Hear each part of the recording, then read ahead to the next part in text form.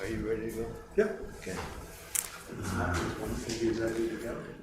I would like to welcome you to this resident council meeting. This is our first resident council meeting since February of... All resident meeting, not resident council. Okay. I'm so used to saying resident council. All resident meeting. This is not a council meeting. We haven't had one of these for a year, and it's good to be back in this mode of having a resident meeting, all resident meeting.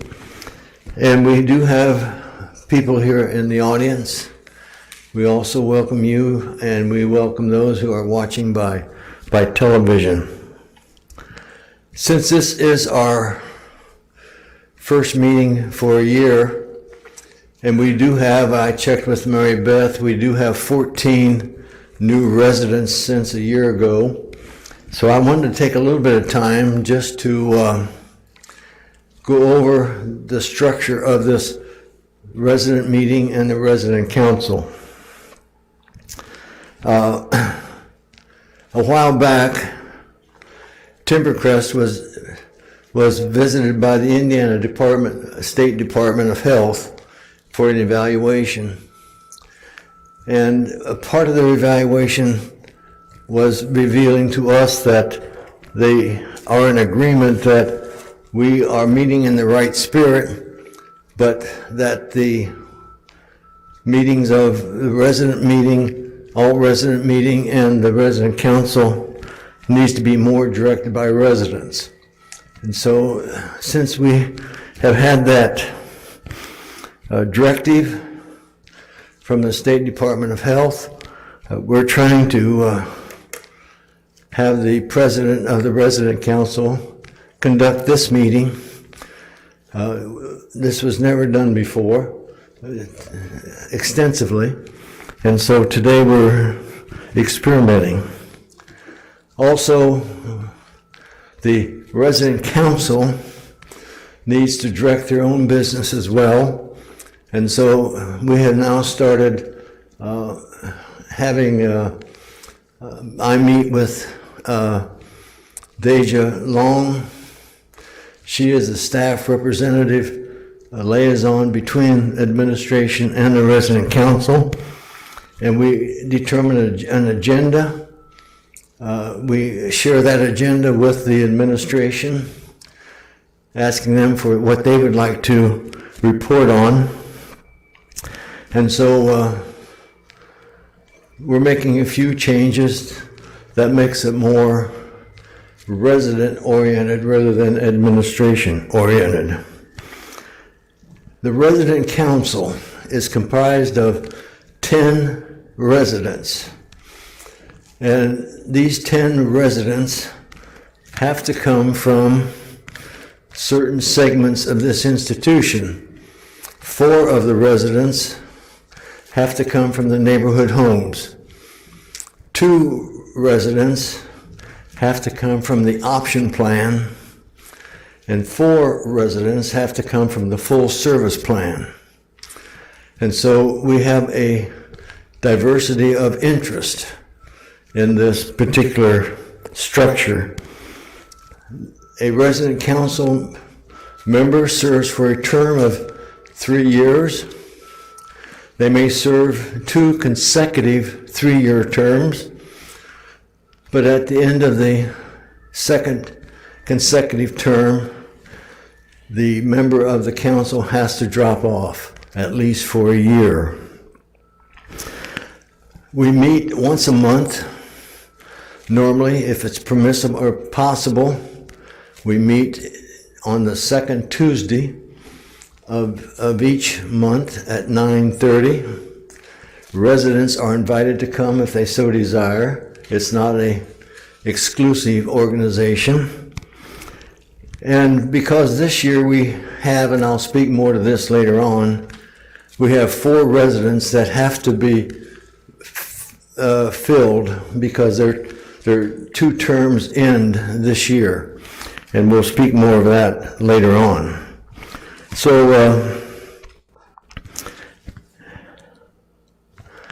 We are interested in having communication from residents. One of the things that we stress is when a resident brings us a concern, we take it to the meeting. We don't just say, oh yeah, I'll take care of it and then forget about it. And if at all possible, we are encouraged to return an answer to that resident to say that something has been done about it. At least somebody has heard about your concern. So we are trying to have credibility with the residents so that when they say something to us, they can be assured that something will be done with it. It does not mean that you're always going to get the answer you want, but it will mean that it has been taken. For example, just this past week, I had a resident come to me and found out, as he talked to one of the representatives of the fire extinguisher company that checks our fire extinguishers, that the use of fire extinguishers is not necessarily an easy task where you take it off the wall and you just pull a trigger and it extinguishes a flame. And this resident was concerned that for some people, maybe that has impaired hand problems, whatever, they might not always be able to operate the fire extinguisher. This concern was taken to the council, and the council said maybe the best way to handle it is through sometime a demonstration on the Channel 3. So these are things, I only bring this up as one example. I'm happy to say that the concerns of food preparation and food service is declining. It's getting better, we believe. It'll probably never be perfect. We'll never serve the food like you want it cooked. We'll never serve the food in a proper manner as you think it should be served, but we are trying. And so I think it's important for us to realize that your concerns are taken to the council. You will receive some type of a return answer. And so it is with this attitude that we're trying to serve the residents. One of the things that the Indiana Department of Health suggested, that you just don't assume that the administration is going to be there. They need to be invited if they're wanted.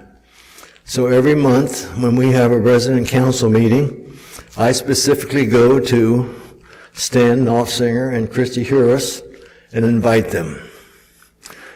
That's a known thing to do because without those administrative people there would be no need to have a meeting, because our job as a resident council is to be a line of communication between residents and administration.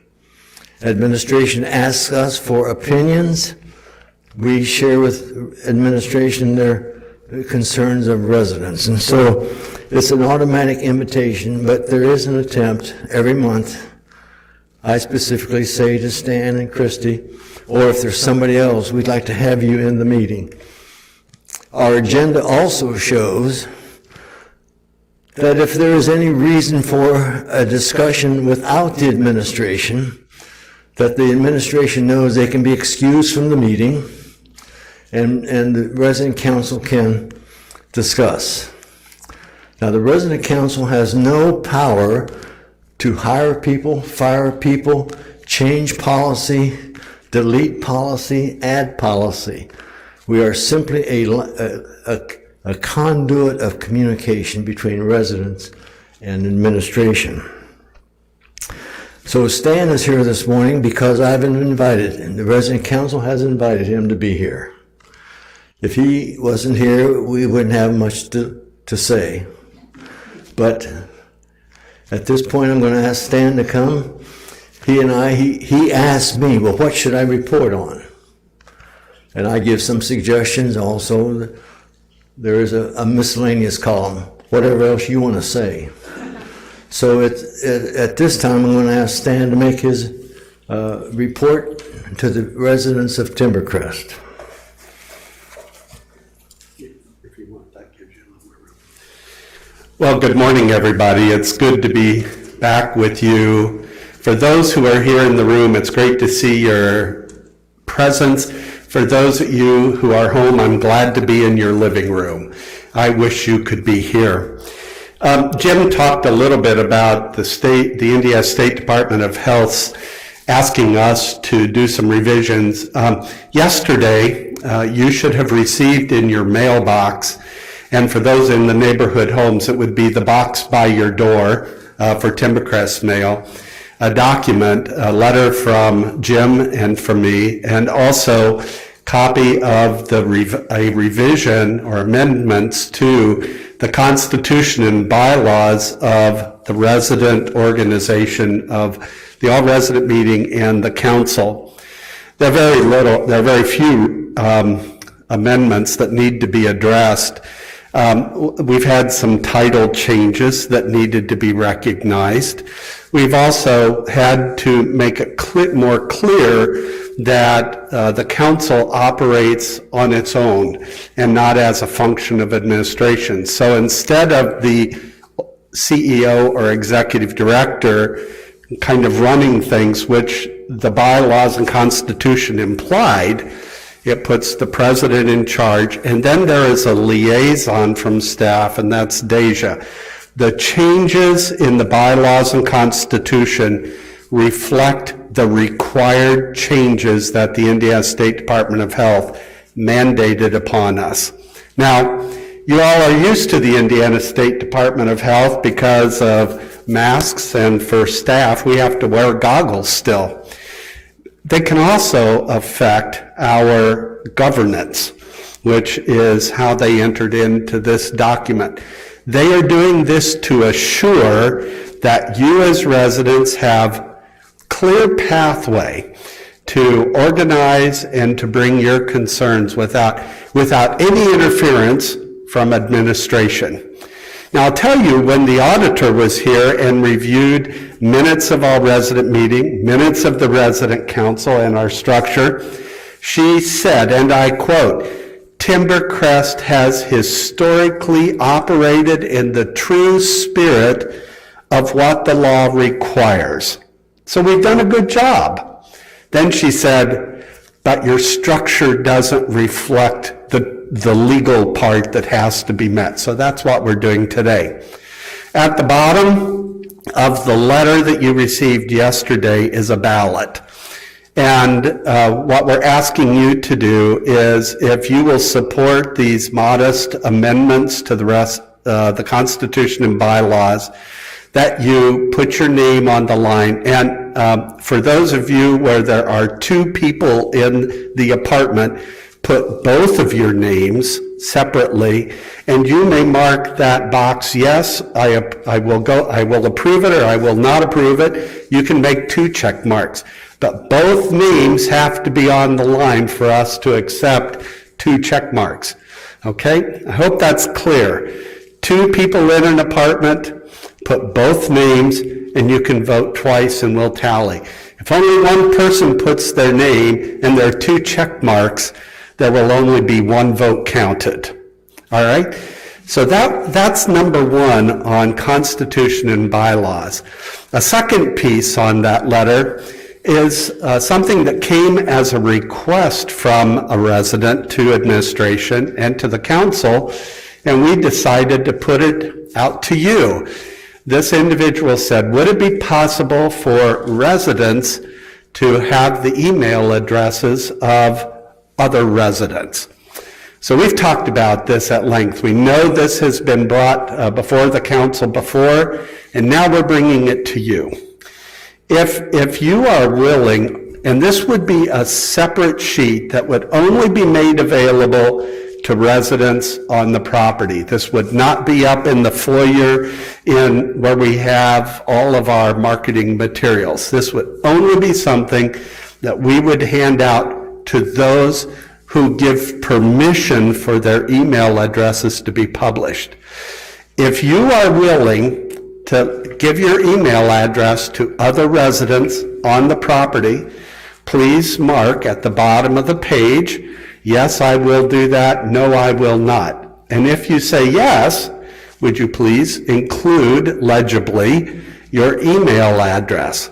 We will only put together a sheet of those individuals with their name and email addresses for those who say, I give you permission to do this.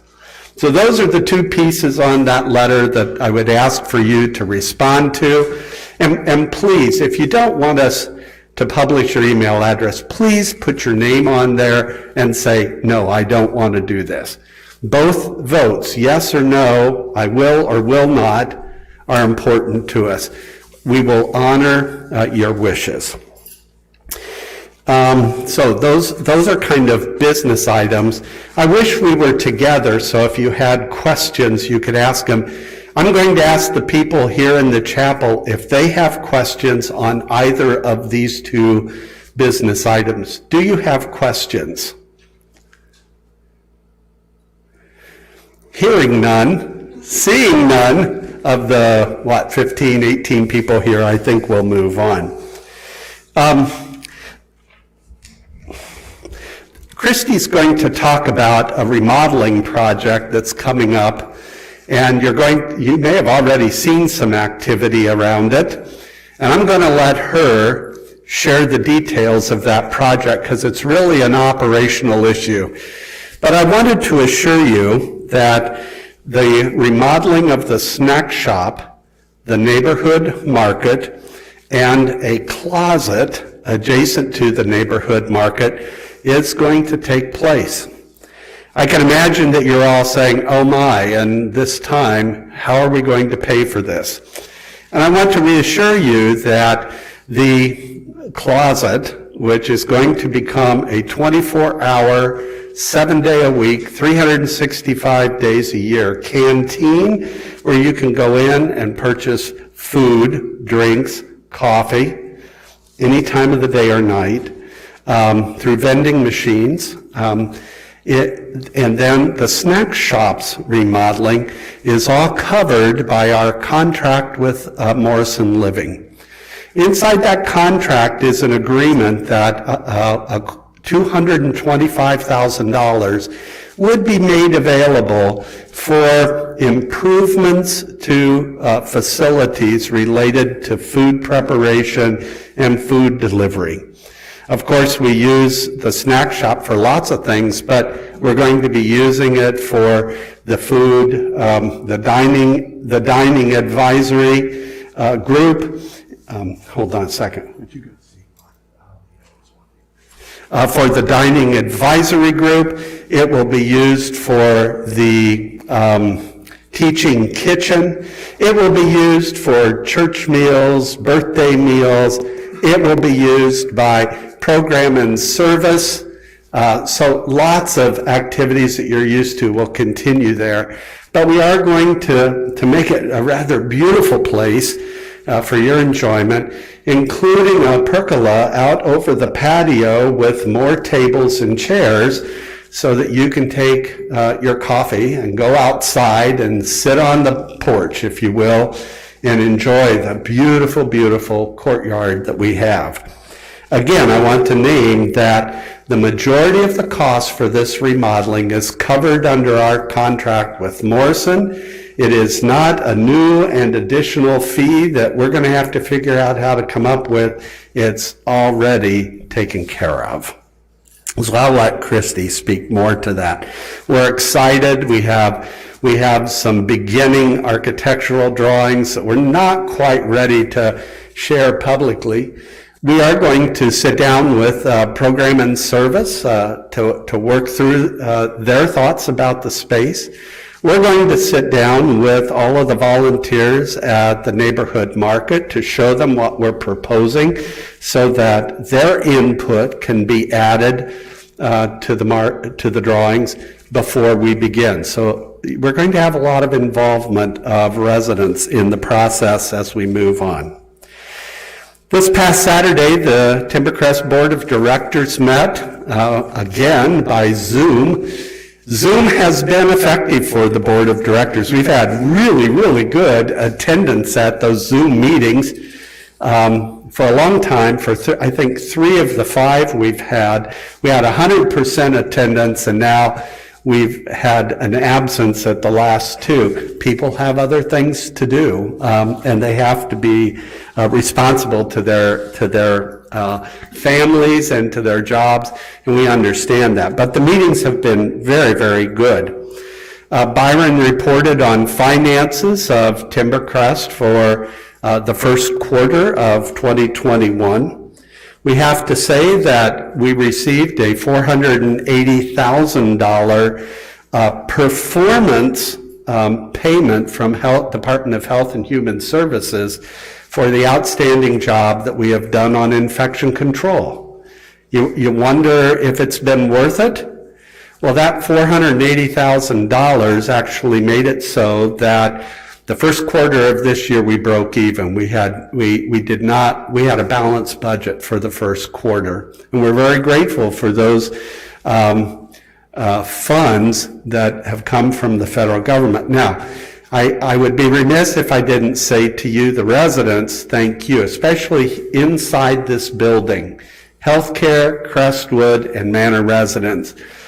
Your help with staying healthy and following the guidelines that we've had to live with, and also to the employees who have done a great job. We wouldn't have gotten that kind of a reward for an outstanding job. More times than one, people have talked with me across the state and have said, how'd you do it? You only had 10, 11 residents sick. You had 1 death. We do the same things you do, and we had a whole lot more, and that's been the case. So I'd love to be able to say, we all did it, congratulations, but I also have to say that we've been afforded a bit of grace. I don't know what it was. Maybe it's being where we're located that helped us. But nonetheless, we are at the top of the heap on infection control, and we've been rewarded generously by the Department of Health and Human Services. This is the 3rd such payment over the last year, rewarding Timbercrest for its performance. The other thing that we had a report on was a report on our investments for the Endowment Fund by First Financial Bank. Folks, all the low-picking fruit that you could ever expect off the market has been gained, and we've been very fortunate at Timbercrest for the gain on the investments that we have, and we recognize that. Byron and Christy and I are now talking with the Finance Committee on how do we protect those gains. Don't just leave them in the market and keep them invested if you have any suspicion of the market not performing well. So how do we protect the gains? So we're looking at that. It was a substantial amount of return on our investment. We're very pleased with that. The board also took action to establish a corporate compliance committee. What? Well, you've heard of Indiana State Department of Health. You have heard of the Center for Medicare and Medicaid Services. Now you're going to hear about the Office of the Inspector General. Because we participate in Medicare and Medicaid, we have to comply with public laws about ethics and proper business functioning. So a compliance program, which has been in place, Christy has been doing a great job leading it, is in place, and it is a way by which anybody can contact either Christy or go through a compliance hotline to report suspected fraud, abuse, ethical violations, and those are then dealt with administratively by our compliance committee. We recently had a mock audit of our compliance program. And again, it was found that Timbercrest functions in the spirit of the law. We found from the surveys that were done of employees and also the board that, yes, people know about the compliance program. Yes, they know how to report problems. Yes, they believe that when a problem is reported, administration will act on it to correct it. So the auditor said, you've got the right spirit. Now we knew the next part. They said, yeah, but you don't have all your paperwork in order and your structure. And so we've acted on that. The board approved an ad hoc corporate compliance committee and appointed members to that committee. Gretchen Gibbs, who is a new member to the board of directors, is an advanced registered nurse practitioner, and she is the corporate compliance officer for the multi-facility, it's a large corporation of healthcare services. So she knows full well what corporate compliance is. She is an educator nationally on the issue, and she's on our board of directors and chairs this new committee. And we look forward to her assistance with the board and for us during the next audit, mock audit of our compliance program, of hearing that, yes, you live in the spirit of compliance and your structure and your paperwork is all in line. Christy and I are meeting this afternoon to go over that audit and to formulate a plan of correction that we will put in place within the next 30 days. The board also has approved a strategic planning process. We have some challenges ahead of us. And the board setting a vision for Timbercrest is really important. It gives guidance to me as the CEO and as I work with the staff. We're projecting into the future. How is Timbercrest sustainable? And that's part of the board's responsibility.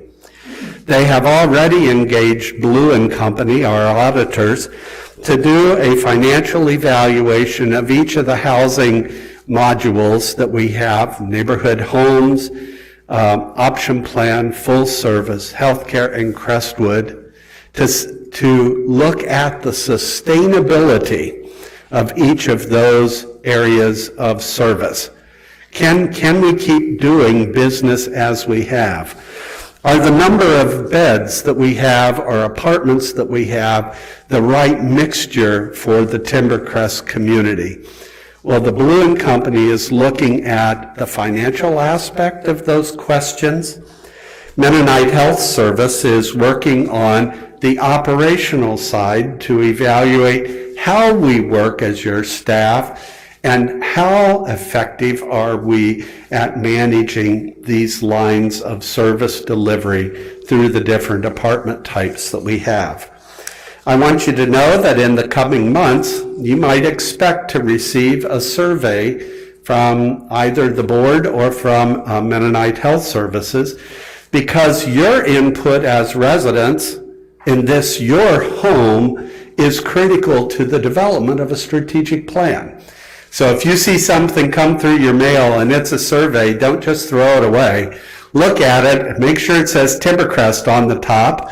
Fill out the survey, please. That information is going to be important for us. We hope to finalize and implement the plan not later than the November board meeting. I've talked a little bit about occupancy, and it's a challenge. All of us know that as you walk through this building, it's obvious we have more apartments now than ever in the Manor that are empty. And what are we going to do about it? Well, for the last 16 months, we couldn't do a blooming thing about it because of the quarantine and the isolation that was imposed on us by the pandemic. The numbers are staggering, and I think Christy and I would name, and Byron would say, that this issue is what keeps us up at night. We're very unsettled by this. So if we look at our different service levels, how do we add up? Well, in the neighborhood homes, we have 79 units. And as of the end of March, 73 were occupied. That means 6 were unoccupied. But guess what? All 6 of those unoccupied units already have leases signed on them, and we're in the process of remodeling, and we will see move-in, which will bring well over $1 million worth of entrance fees for the neighborhood homes by the end of July. That's good news. The neighborhood homes are our strongest selling point right now. Option plan apartments, at the end of March, 55 of 64 were occupied. That means there were 9. That's not too bad. Full service plan, 36 of 68 were occupied, meaning 32 apartments were empty. Now, when you add those two together, that's 41 apartments in the Manor empty. People haven't wanted to move in here. And it's not a problem of Timbercrest. Every long-term care facility in the state of Indiana and across this nation is facing the same dilemma. We're not alone. People have opted to stay at home and get care at home rather than face the isolation. And I think those of us who have been inside the building really understand that, don't we? But it does create a conundrum for us. What do we do moving forward? That's the challenge the board and your staff are facing. Healthcare at the present time, we have 42 of 49 beds filled. That means 7 are empty. Why? Well, we continue to have at least 4 that are saved for COVID-19 patients. Now, that doesn't sound too bad. Let me put it in perspective. Up until about, Christy, was it a month ago or so, we had to have a whole wing for COVID-19. That was 14, 15 beds empty. What's the financial impact to Timbercrest of those empty beds? $150,000 a month. Empty beds in healthcare.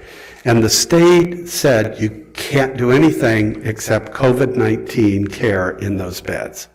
So we got stimulus money, remember? We ended up last year pretty well, kind of balanced out.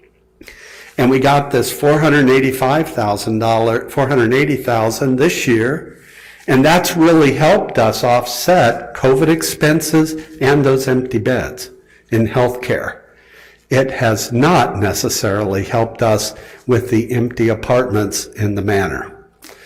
And mark it as we would, finding people to move in has just been terribly difficult. So we're looking at that. One of the options that many facilities are looking at is delicensing a wing and making it like a neighborhood apartment, like a neighborhood home. So it would not have access to health care, it would not have access to personal care or services. It would be just like a neighborhood home, but an apartment. Not saying that's where we're going, but a lot of my colleagues are making that change. The Brethren Retirement Community in Greenville, Ohio, their CEO is a good friend of mine, and at one time they had 195 beds in healthcare. They have reduced their size, taken over 100 beds to independent living. Now they only have 90 beds in healthcare. That's huge, but that's what's happening in the industry across the United States. And it's a challenge for the board of directors. So keep your eyes open for those surveys. We would love to have your ideas on how we can address some of the challenges. I know from my perspective, some of you heard me last week talk about, neighborhood homes. I'd like to build some more of those. Well, that's the board's decision and not mine, and I'll put forward that idea and we'll see where they go with it. Timbercrest also has the Plaza Commons, which is a 16-unit apartment complex down next to the grocery store, the yellow apartments. They're full, and that property is doing fine. It is covering all of its expenses, and it continues to be very popular and serving the people who are 55 years of age and over, who may not have resources enough to enter Timbercrest. So that property is doing well. This property is not funding that. It's caring for its own. The Sheets property, which all of us wonder about, is still for sale. We've had no offers for the property. But as you know, Metzger auction has been in it now for, a year and a half, and they're doing very well. The property and the rent that they are paying to us through their lease covers our expenses there, and for that we are most grateful. So that's kind of an overlook of the board meeting. Last Thursday, if you were on the phone, you heard Brian ask me about bats in the belfry. And what's that have to do with Timbercrest? Well, we've been negotiating for about over a year now for a cell tower to be constructed on the northernmost end of our property. As is the case when something is under construction or being thought, there was a legal challenge to it, and the town of North Manchester and the developer were challenged legally. That's now all been taken care of, and it's out of the way. So I called the developer and said, "Why aren't you starting?" And he goes, "Bats? The Indiana Department of Resources has declared that bats are a protected species in Indiana during the months of, I think it's March through September. And during those months, you can't go in and cut down trees in a woods in any great number because you're disturbing potential habitat for bats. And I had a bat in the house that I'm living in a year ago, and frankly, I don't want to disturb their habitat because they might come back and visit me again. So we want to keep them up there. So for now, the developer is talking with the Department of Natural Resources to see if that applies to our woods, because the next steps for them would be to cut down trees to give them access to the site, to do environmental and geological studies to see if the site will indeed hold the cell tower. The cell tower will be less than 200 feet in the air, which means it will not have lights on top of it. It is below the required height, so we aren't going to have strobe lights or blinking lights that will affect us. But it will bring 5G service almost to any place on property, which will be a welcome change for all of us. And it also brings a modicum of rent income to us for, I think it's about a 75 by 75 square foot piece of property where a tower is going to be constructed. Jim, I think for now that's plenty, and it's my privilege to serve you as CEO of Timbercrest. And again, I want to thank you for all of your support, for all that you have done to help us get through the pandemic, and now as we look to a brighter future for all of us. Jan, you have a question? I have a question about what the rationale is for a bell tower. For what? A bell tower. Bell tower. A bell tower? Isn't that what you're talking about out here? No, a cell, C-E-L-L. Telephone cell tower, sorry. Excuse me. A cell tower, cellular tower. Thanks, that's a good question. Good. Does that answer it? Okay. Any other questions? No. It goes down at, is it 1450? The county road that turns to the left is the northern end of our property. And 200 feet in, there is a knoll. that kind of sets up. You can barely see it, but if you walk out, there is an access road already there that we had. You can walk out and see where it's going to be. So it'll peak up above the trees. But it will not be visible from East Street as you're going north.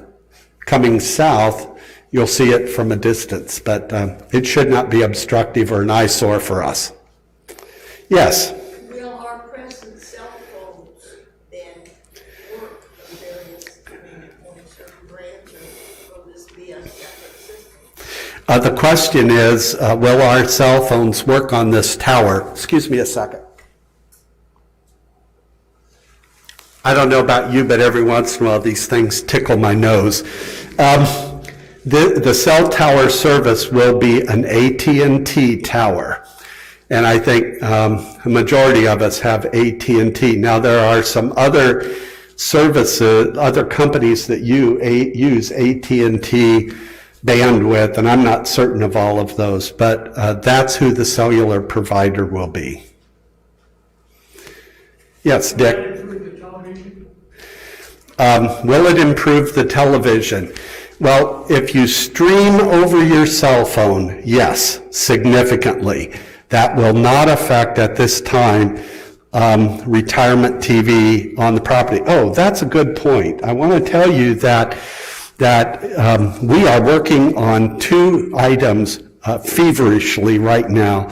One is internet service to the campus and neighborhood homes, and two is cable TV.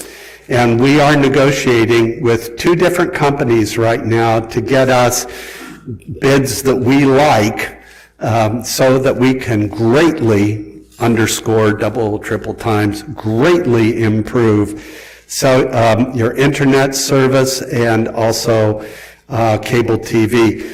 Currently, our maximum internet is about 25 megabytes with each apartment, and that's it. And that's a limitation of our wires on our campus.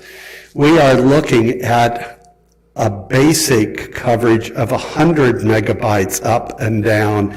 That will be included for all residents, and the possibility of a new cable TV service that will also be installed. And currently we are looking at fiber optic rather than traditional cable. And we have a very, very good company that we're excited about, and we're waiting on the return of their bid. Yes? When will the people outside in the family home be able to come in and have meals in here? Question is when will the people in the neighborhood homes be allowed inside for meals? I don't know, Dick. That is governed by the Indiana State Department of Health, and at this time, the only people that we can allow in the dining room are residents of the licensed care facility. And we don't have any option on that. Almost everything that we do inside the Manor is governed by the Indiana State Department of Health. And I'll tell you what, it changes weekly. And we don't know. I mean, next week you could come in, or maybe 3 months from now. A key that you might keep your eye on personally is the Wabash County infection rate. And the Indiana State Department of Health has a COVID-19 website that shows the infection rate for Wabash County. And just know that the critical factor for us is staying under 5%. For all of us, for employees, for residents, for everybody. And if it goes up over 5% and then over 10%, each gradation of 5% imposes new regulations on us automatically. We have, Timbercrest staff have a specific website that we have to go to that's other than the public one of the Indiana State Department of Health. Can you imagine that? But there's a very specific one that we have to watch. It often lags a week behind the Indiana State Department of Health. So If you see us saying, oh, the infection rate is X, and you saw it last week and it's changed this week, wait a week, it'll change. Just be patient with us. I have one more question. Okay?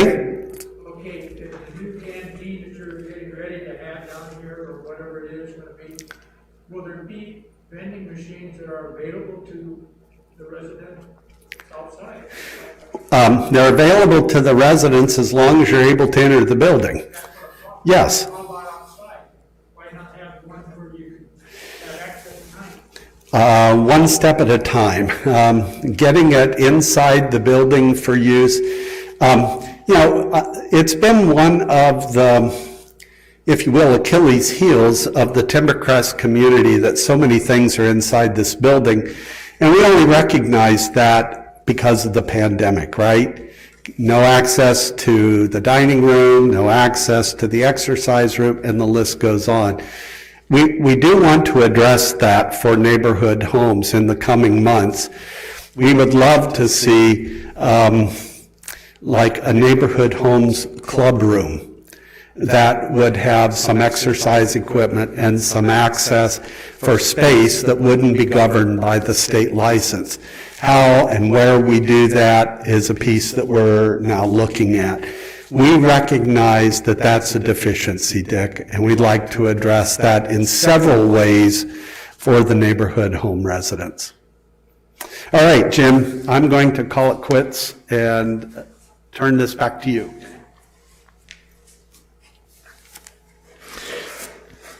Thank you, Stan. As you've heard his report, that is one of the purposes of this meeting, is so that you and we know where administration is trying to take us. And one of the requirements of administration is to have some visions. And good administrators will have visions for their institutions. And I feel very comfortable that we have all administrators are visionary people. And we're just not sitting and saying, well, it's always been done this way, and that's the way it's going to be done. So I want to put into the program here that normally, if we were under normal situations, we would be introducing the new residents. As I implied before, according to the statistics of Mary Beth, we have 14 new unit residents since a year ago. Normally, we introduce them to the residents of Timbercrest, but because of the restrictions, it does not make it seem possible to do that today. So we're simply saying, if you are living close to a new resident, make them feel welcome. Don't just walk down the hallway or out in the street and say nothing, but at least smile, welcome them, whatever. Because I know that when people move, no matter what age we are, when people move, there's always questions. How am I going to get along?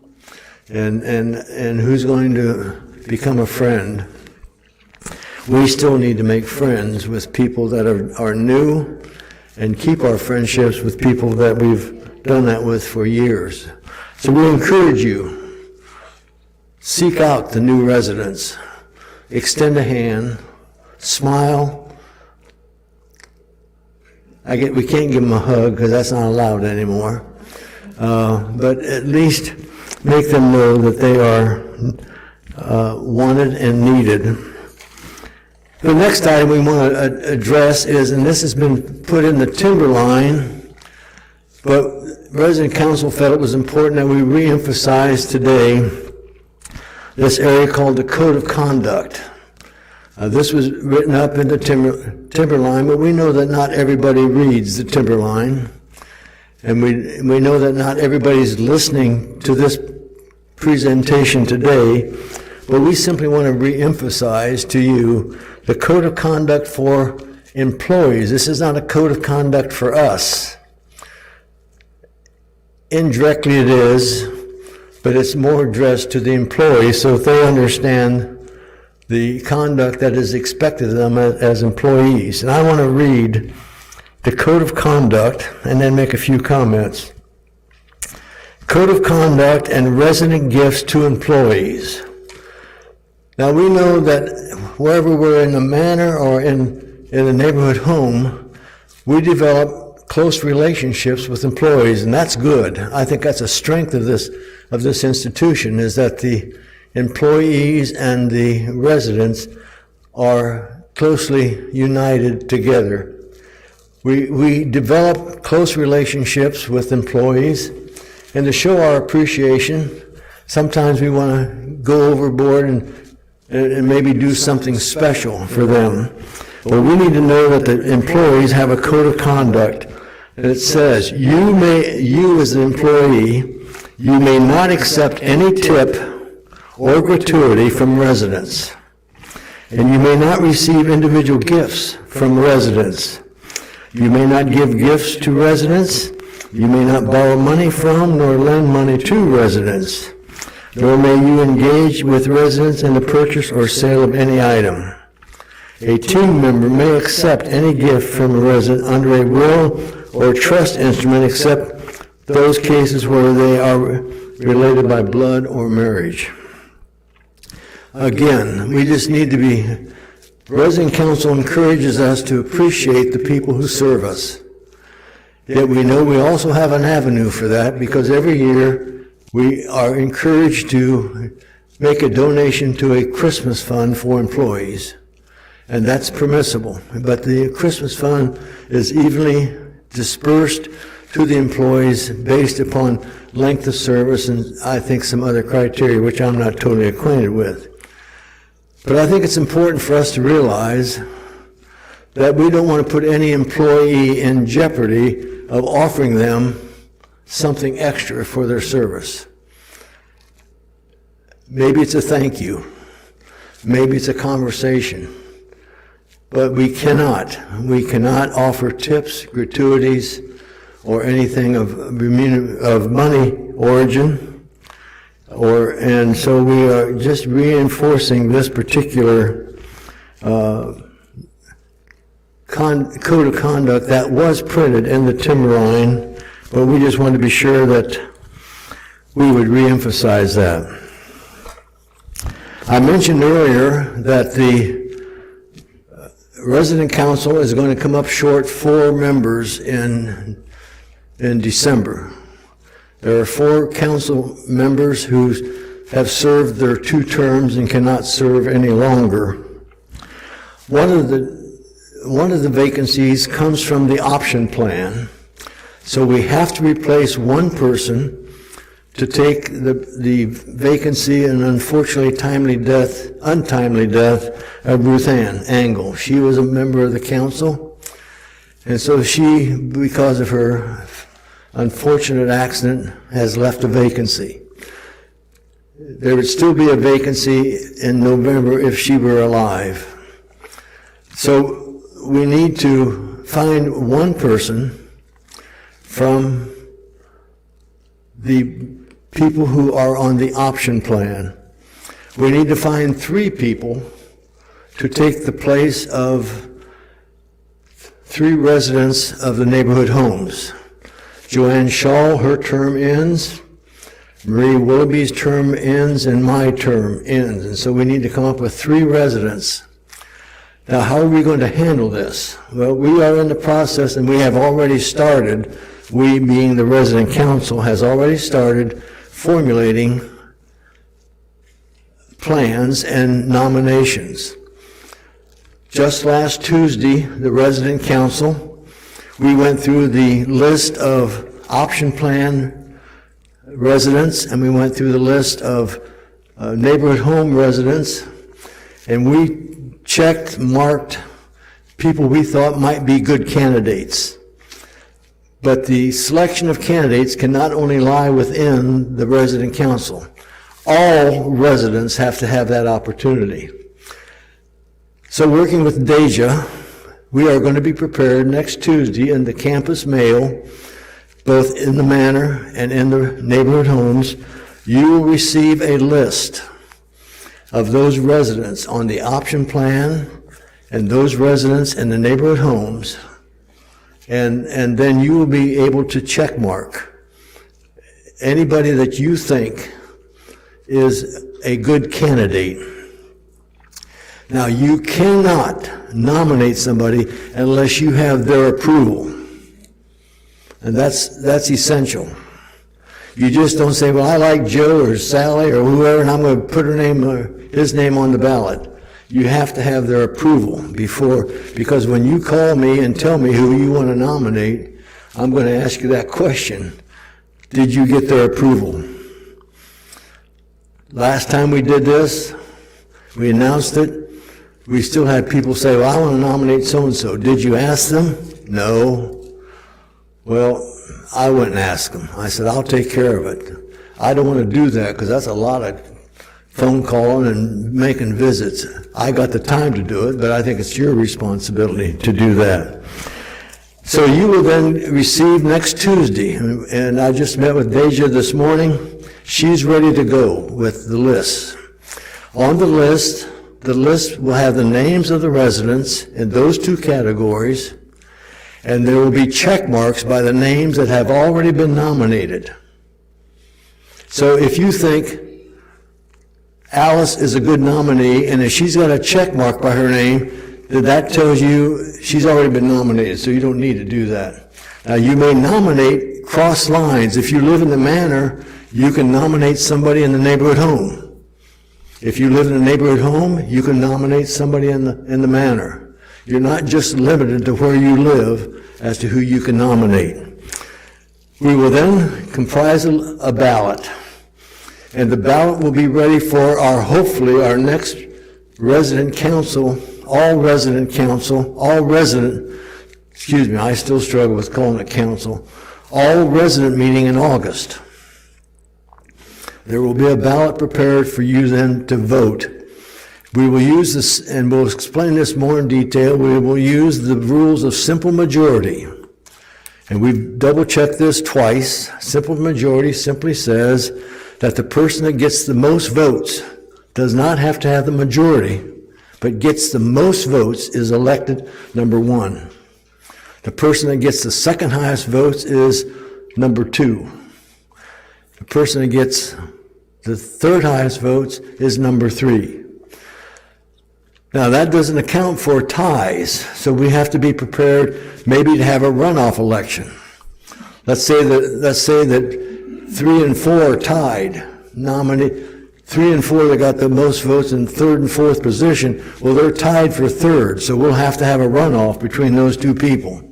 And that's why we want to do this in August, so that we have time to be prepared for these people, these new members of the resident council, to start in December. So you will be getting in the mail, campus mail, next Tuesday, the two lists.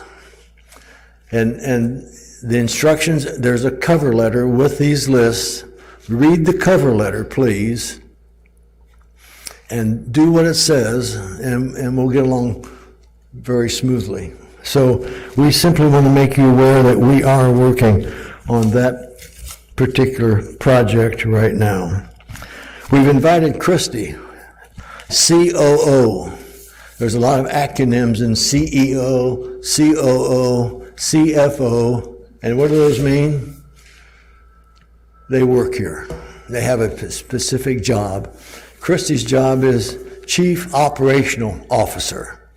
And so we're going to ask Christy to make comments about things in this institution that relates to her job description. Christy?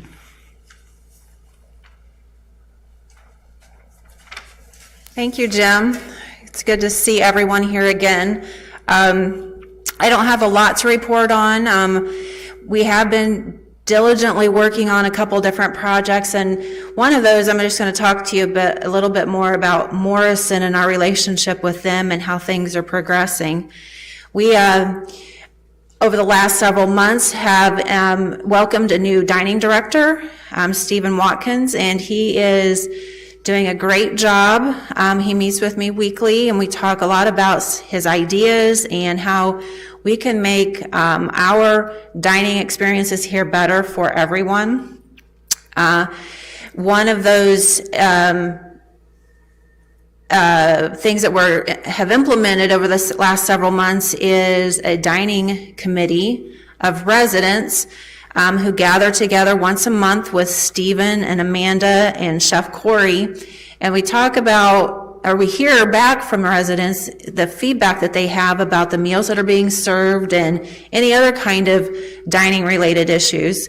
And that feedback then is being very well received by those managers and being addressed and timely. There are new comment cards that are being placed out for you to be able to make comments on. It is helpful if you'll sign those comment cards. It is optional, but if you sign them, then if there are any questions, those managers can get back to you and ask more detail about your concerns and even follow up with you later to make sure that you think those concerns have been addressed appropriately.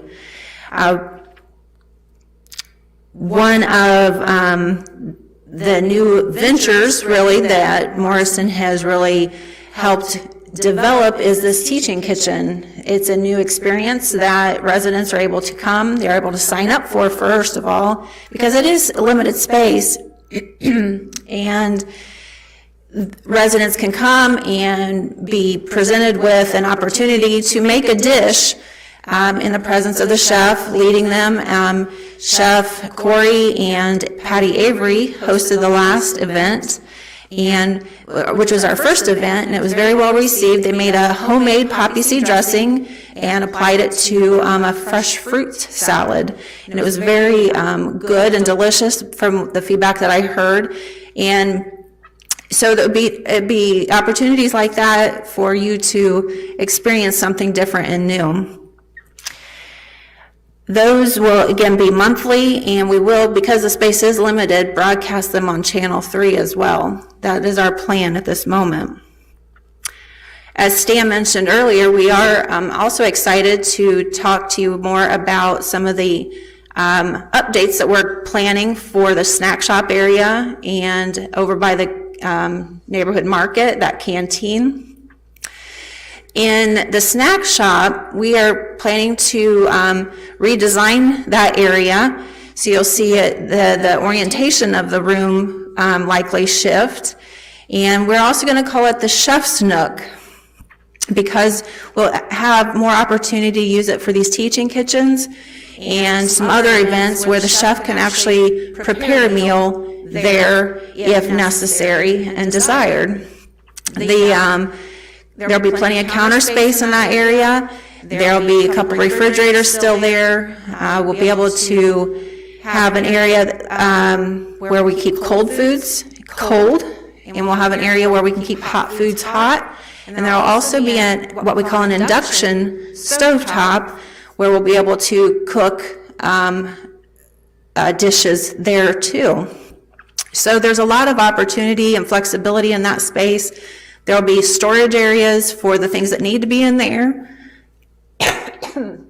Excuse me. But not too much storage capacity so that we're overcrowding the space either.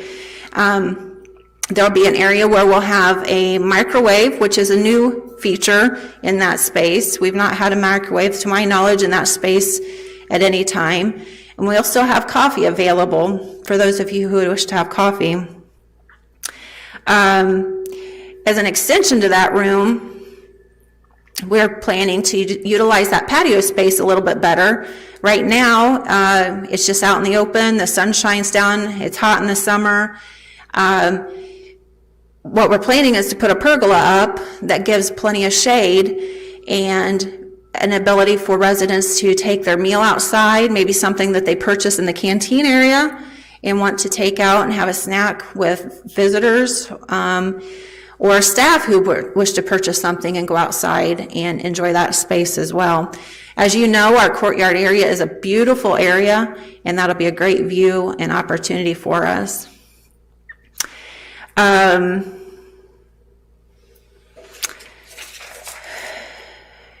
In addition to the Chef's Nook across the hall over near the neighborhood market, as Stan pointed out earlier, we're going to utilize a closet space to put in various vending type services.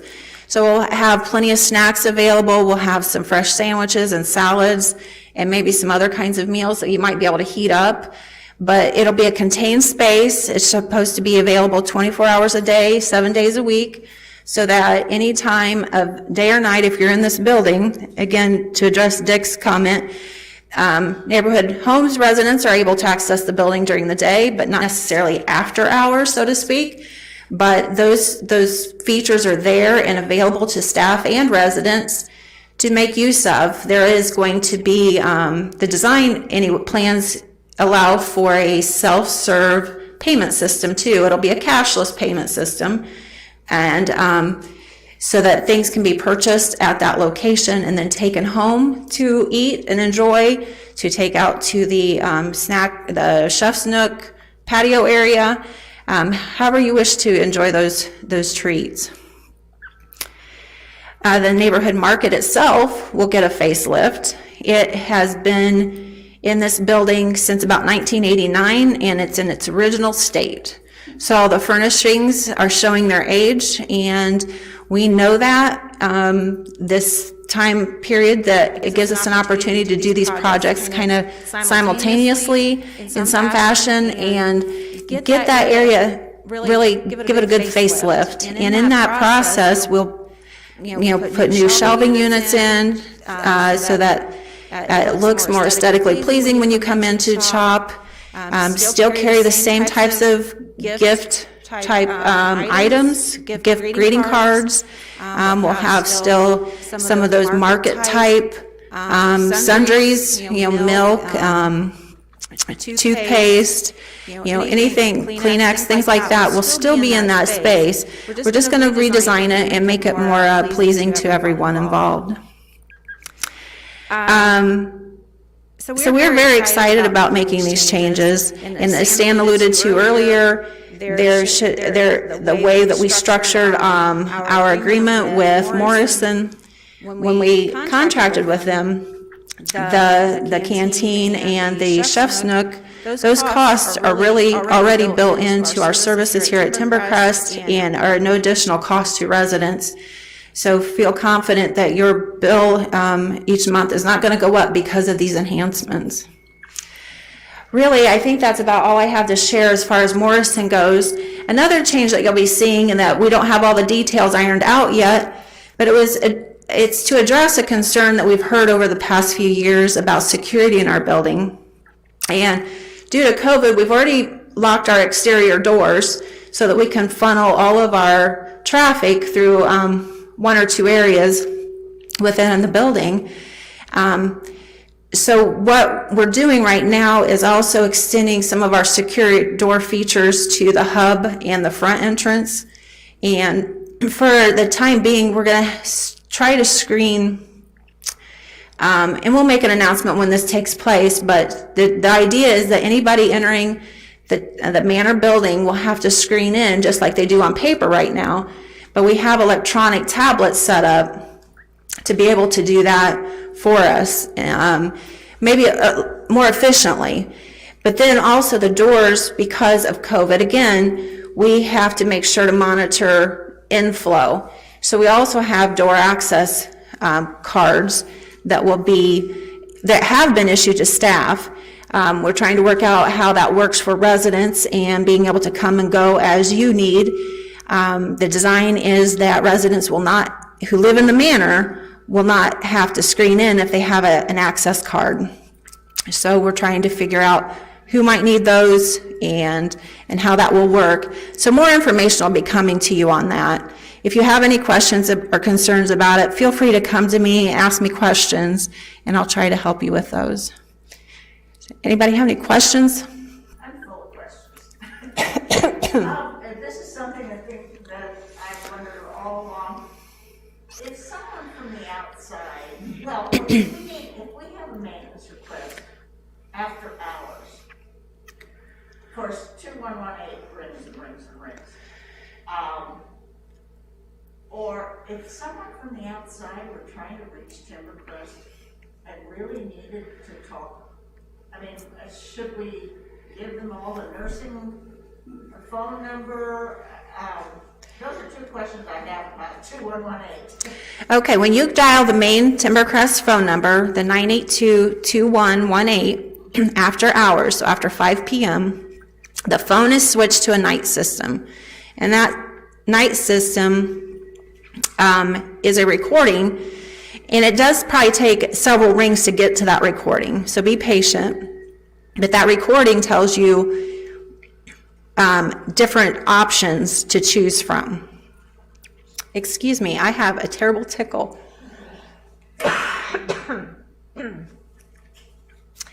And so those options will lead you, and I do believe the very first option has to do with nursing care. You can opt for nursing right off the bat because they're the only ones here in the evening to routinely be at the phone. So, Jan, are you saying that when you call the 2118 number in the evening, you don't get any recorded message?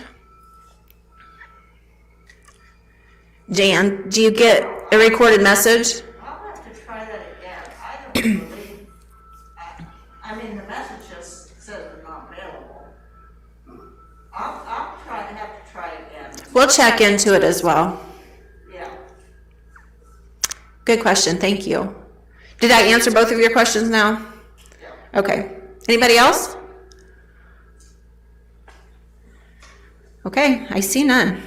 Well, thank you. Thank you, Christy. We want to close here quickly because it is 11:15. I have a trivia question. Christy's talking about security. Does anybody know how many exterior doors we have in the manor? Now, Marie, you can't answer because you heard this. 87. How many? 87. Oh, you're a little too high.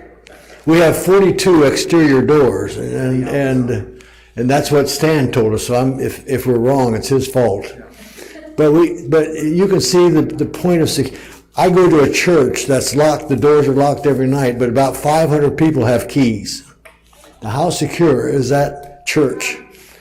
We don't even know who has the keys. And so security with us is very important, and we understand that. I would like to end the meeting on something that's been on my heart for a while as president of the resident council.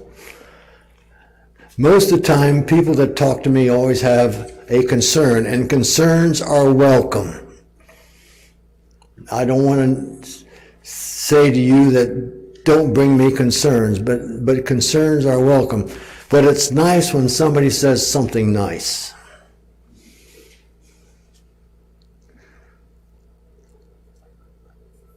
You did a good job this morning. Well, I'm not asking for that, Dick.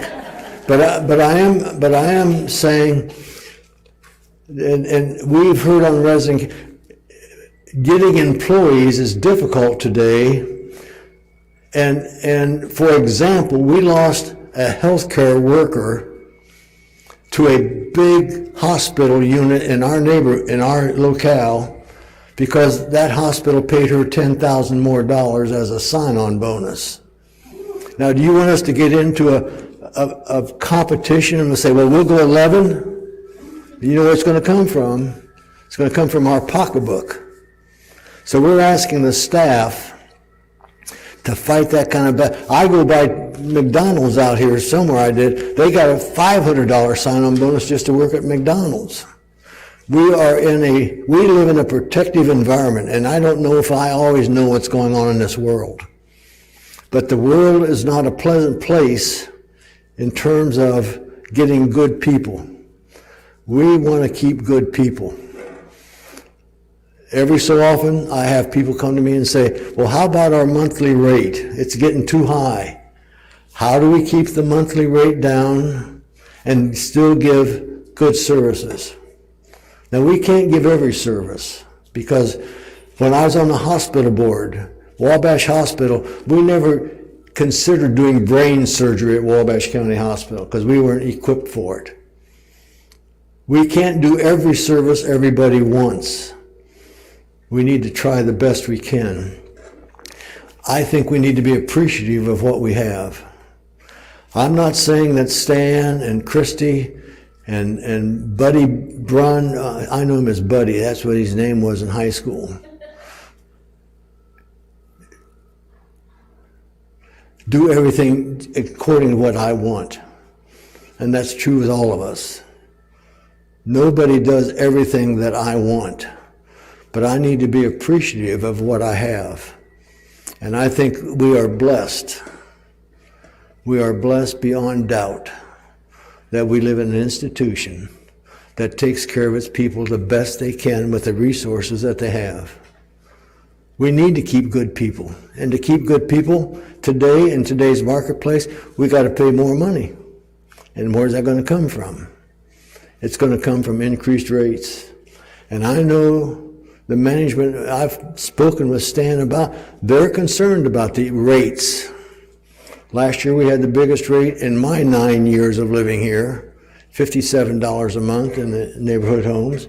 And some of you that live in the Manor had bigger increases. So we just need to be, I think for me, I subscribe to a paper called Epic Times.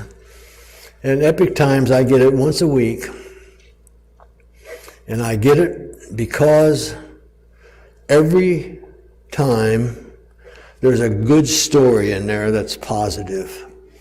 And it makes me forget about all the negative stuff that's happening in this world. And so we need to have the good stories. We need to have, I appreciate you, thank you. Maybe I don't agree with you always, but that's okay. That's okay. Heavenly Father, we are thankful for this day. We're thankful for this time together. We pray that those that have been here in attendance and those that have listened are better informed. And we pray, Lord, that we know that we can trust our management, even though maybe we don't always agree with them, but we can trust them. Trust them with truth and honesty. We thank you for this time. May this meeting be met its purpose. In Jesus' name I pray. Amen. We're dismissed. Thank you, everybody.